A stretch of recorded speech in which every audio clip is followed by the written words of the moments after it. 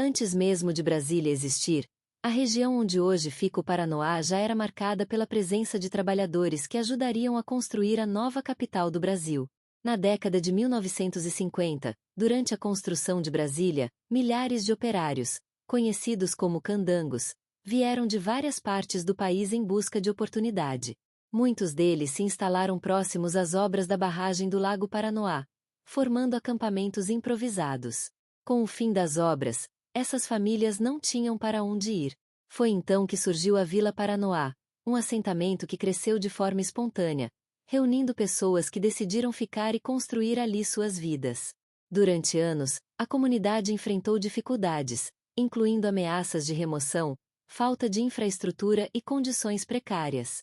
Na década de 1980, após muita mobilização popular e luta dos moradores, o Paranoá foi oficialmente reconhecido como região administrativa do Distrito Federal.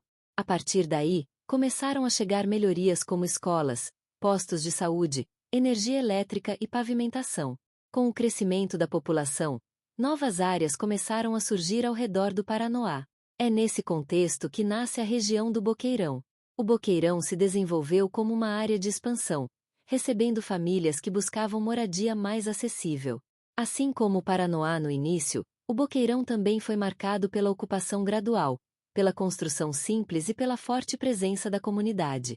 O nome Boqueirão geralmente está ligado às características do terreno, áreas mais abertas, vales ou passagens naturais, comuns na geografia do Cerrado. Com o tempo, a região foi se consolidando. Mesmo enfrentando desafios como infraestrutura limitada no começo, o Boqueirão cresceu com o esforço dos seus moradores, que ajudaram a transformar o local em um bairro vivo, cheio de histórias e identidade própria. Hoje, tanto o Paranoá quanto o Boqueirão representam a força das comunidades que nasceram da necessidade, mas se fortaleceram através da união.